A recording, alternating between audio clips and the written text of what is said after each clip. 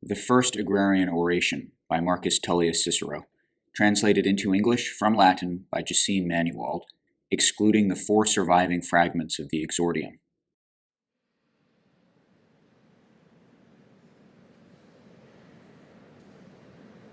The matter that used to be aimed at openly is now being secretly attacked by means of mines, for the decemviri will say what is said by many, and has often been said, namely that after these same consuls, by the will of the Alexandrian king, that kingdom became the property of the Roman people.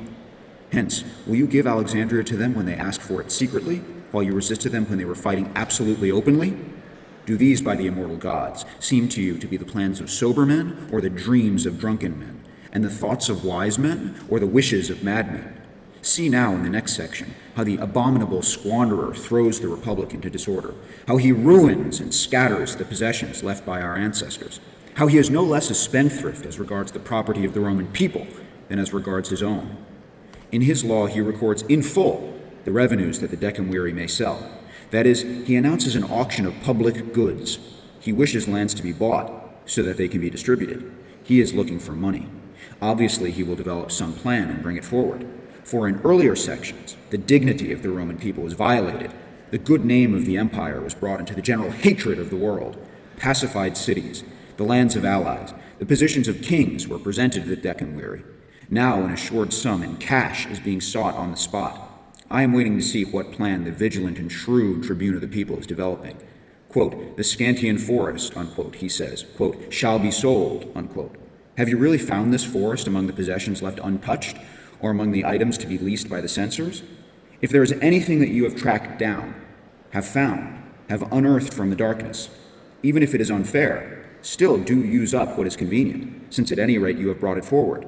But should you sell the Scantian forest with us as consuls, and this Senate?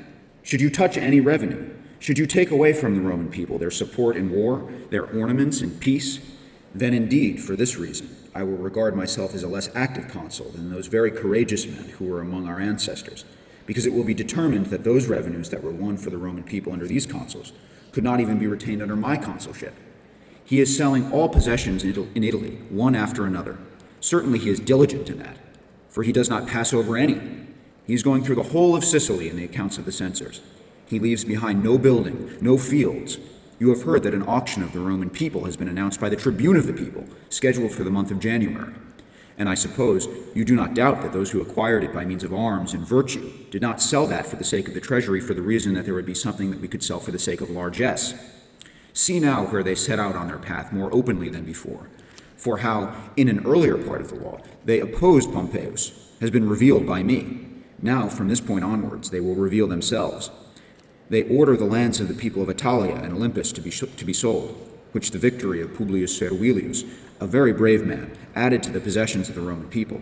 Then the royal lands in Macedonia, which have been acquired partly by the virtue of Titus Flamininus, partly by that of Lucius Paulus, who conquered Perses. Then the best and most fruitful Corinthian land, which was added to the revenues of the Roman people by the military power and good luck of Lucius Mummius, and after that the lands in Spain near New Carthage, in possession due to the outstanding virtue of the 2 Scipios. Finally, they are selling old Carthage itself, which, stripped of its houses and walls, Publius Africanus consecrated, be it to mark the calamity of the Carthaginians, be it to testify to our victory, be it for the eternal memory of men after some religious sanction had been brought on. After these jewels and holy items of the realm have been sold, by which the republic that our ancestors have passed on to us was adorned, they order those lands to be sold that King Mithridates possessed in Paphlagonia, Pontus, and Cappadocia. Do they by any chance seem to pursue secretly the army of Gnaeus Pompeius, almost with the lance of the auctioneer? Those who order those very lands to be sold, in which that man even now wages war and moves abroad. Moreover, what kind of thing is this? Namely, that for that auction that they are arranging, they are not fixing any venue. For the power to sell wherever it seems good to them is granted to the decemviri by the law. The censors are not allowed to allocate revenues, if not in full view of the Roman people. Those men will be allowed to sell even in the furthest places.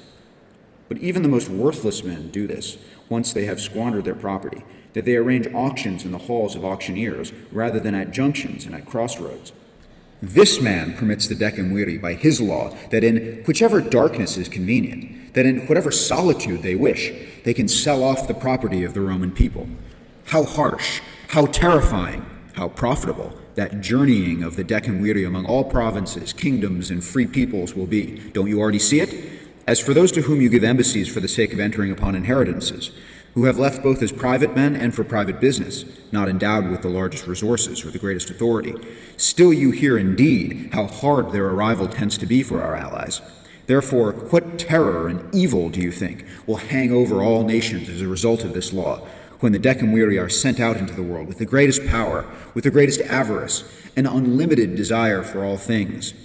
While their arrival will be hard, while their symbols of status will be frightening, above all, their judicial authority and power will not be bearable, for they will be allowed to declare as public whatever seems good, to sell what they have declared, even that which the blameless men will not do, that they accept money so as not to sell.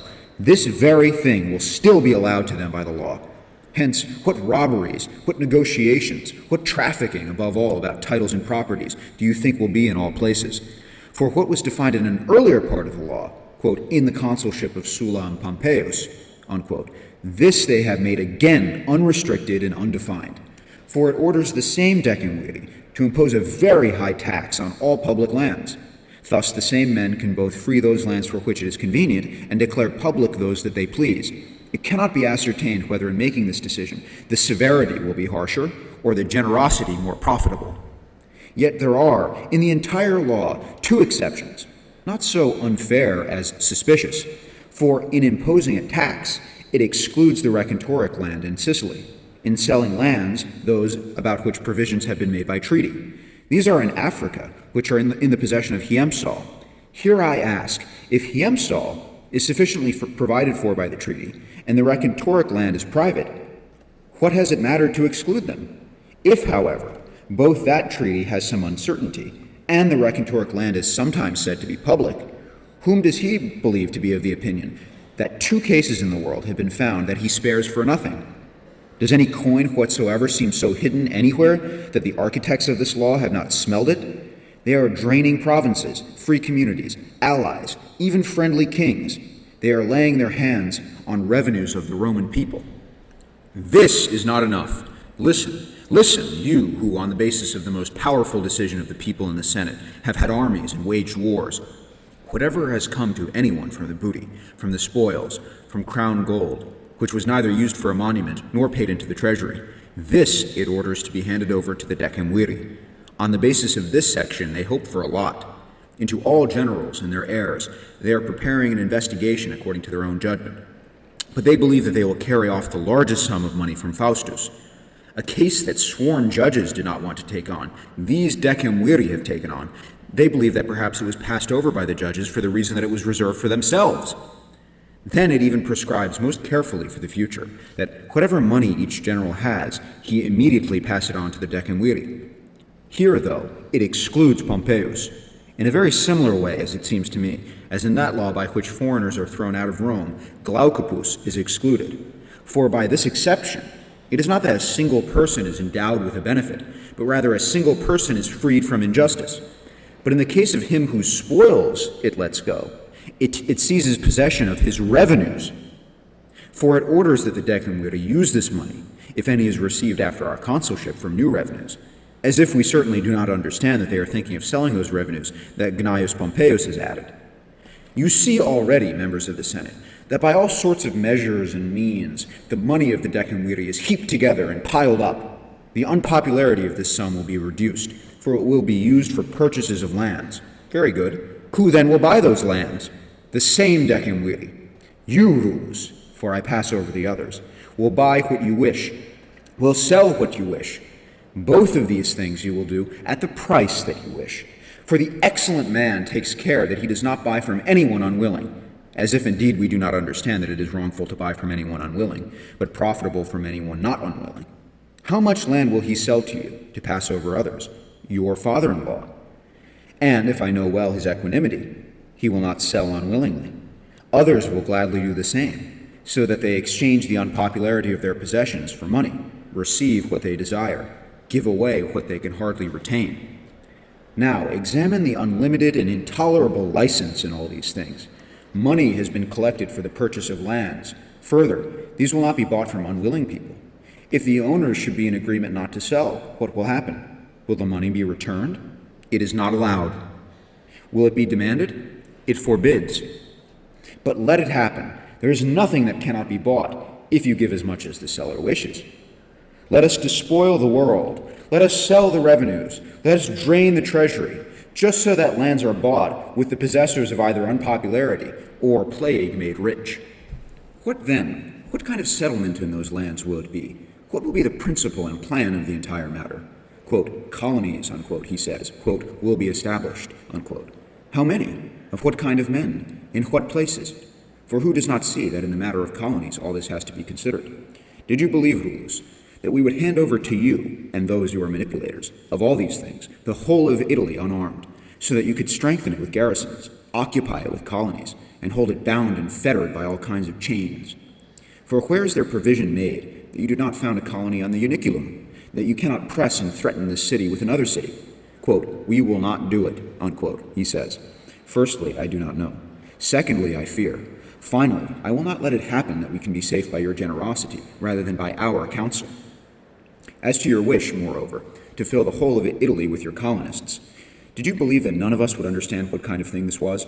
For it is written, quote, in whatever municipal towns and whatever colonies they wish, the decemviri shall settle the colonists whom they wish, and assign them lands in whatever places they wish, unquote, so that, when they have occupied the whole of Italy with their soldiers, for us, no hope, not merely of retaining our dignity, but not even of regaining our liberty, is left. And this is made manifest by me on the basis of assumptions and inference. Now, any error of anybody will be removed. Now they will show openly that the name of this republic, the seat of the city in the empire, finally this temple of Jupiter Optimus Maximus, and the citadel of all nations, displease them. They wish to settle colonists at Capua to place that city again against this city. They consider moving their resources down there and transferring the name of the empire there. In a place that is said to have created haughtiness and cruelty on account of the fertility of the lands and the abundance of all things, there our colonists, selected for every crime, will be settled by the decemviri. And I suppose in a city in which men born into long-established dignity and fortune could not bear the wealth of things with moderation, in that city those henchmen of yours will modestly restrain their extravagance. From Capua our ancestors removed the magistrates, the senate, the public council, in short, all signs of a state, and they did not leave anything else in the city apart from the empty name of Capua, not out of cruelty, for what was more lenient than them, who very frequently returned their possessions even to external enemies when they had been conquered, but out of careful consideration, since they saw that if any trace of a state were retained in those walls, the city itself could provide a dwelling place for empire. You, unless you wish to overthrow the republic and prepare a new despotic position for yourselves, would not see, I suppose, how pernicious this was. For what has to be watched out for in establishing colonies? If luxury, Capua has corrupted Hannibal himself. If haughtiness, this seems to have been born in the very same place from the pride of the Capuans. If protection, that colony is not placed in front of the city, but against it. But how it is armed, immortal gods! For whatever Capua could do in the Punic War, it could do itself on its own. Now all cities that are around Capua will be occupied by colonists on account of the same decemviri. For because of this reason, the law itself allows that the decemviri lead those colonists, whom they wish, to all the towns that they wish. Moreover, it orders the Campanian land and the Stellatian plain to be divided among these colonists. I do not complain of the decrease in revenues, nor of the scandal of this squandering and loss. I pass over those things in relation to which there is nobody who cannot lament them most strongly and most truly, namely that we have not been able to preserve the chief part of public property, the most beautiful possession of the Roman people, the resource for the supply of grain, the granary for war, the revenue placed under seal and bars of the Republic. In short, that we have yielded that very land to Publius Rullus, that by itself had resisted the despotism of Sulla and the largesse of the Gracchi. I do not mention that this is the only revenue in the Republic that remains when others have been lost, does not cease when others have been interrupted, thrives in peace, does not fall into disuse in war, sustains the soldiers, does not fear the enemy. I leave out this entire oration and reserve it for the popular meeting. I speak about the danger to safety and freedom. For what do you think will be unimpaired for you in the Republic, or in maintaining your freedom and dignity, when Rullus, and those whom you fear far more than Rullus, have occupied Capua and the cities around Capua, with the entire group of beggars and scoundrels, with all troops, with all silver and gold? I will resist these things, members of the Senate, strongly and vigorously, and I will not allow men to reveal in my consulship what they have long thought against the Republic. All of you have erred gravely, Rullus, both you and some of your colleagues, who hoped that against a consul, popular in truth, not in pretense, you could be regarded as popular in overthrowing the Republic. I challenge you. I call you to a popular meeting. I wish to use the Roman people as referee. For, supposing that we consider everything that is welcome and agreeable to the people, we will find nothing as popular as peace, as harmony, as tranquility. You have handed over to me a community agitated by suspicion, uncertain through fear, confused by your laws and popular meetings and political uproar. You have shown hope to scoundrels. You have injected fear into honest men. You have removed trust from the forum, respectable conditions from the Republic. In this commotion and this perturbation of minds and matters, when the voice and authority of the consul suddenly lightened up for the Roman people in such great darkness, when it showed that nothing was to be feared, that there will be no army, no gang, no colonies, no sale of revenues, no new empire, no despotic rule of the decemviri, no second Rome, and not an alternative seat of the empire while we are consuls, and instead the greatest tranquility of peace and quiet, we will have to fear, I suppose, that this wonderful agrarian law of yours seems more popular. But when I have shown the crimes of your plans, and the deception brought about by the law, and the snares that might happen to the Roman people itself on account of the popular tribunes of the people, I shall fear, I suppose, that I may not be allowed to take a stand against you in a popular meeting, especially since I have considered and decided to carry out my consulship in the only way in which it can be carried out with solemnity and freedom, namely that I would aim neither for a province, nor for an honored position, nor for some distinction or advantage, nor any matter that could be prevented by a tribune of the people. The consul says, in a very well-attended Senate on the calends of January, that if this status of the Republic remains, and some business that he cannot honorably avoid will not have emerged, he will not go into a province. I will conduct myself in this office in such a way, members of the Senate, that I can control a tribune of the people when he is angry with the Republic, and disregard him when he is angry with me. Therefore, by the immortal gods, recover yourselves, tribunes of the people. Abandon those by whom, if you do not take precautions, you will be abandoned in a short time. Act in harmony with us. Agree with the honest men. Defend the shared Republic with shared eagerness and love. There are many hidden wounds of the Republic, many pernicious plans of evil citizens. There is no external danger, no king, no tribe at all, no nation to be feared. The evil is internal, inside and domestic. In line with everyone's abilities, each of us must wish to heal this, and all of us to remedy this. You are in error if you believe that the Senate approves of this that is said by me. But the people are of a different inclination. All who will wish to be safe will follow the authority of the consul, unfettered by desires, free from crimes, careful in dangers, not fearful in conflicts.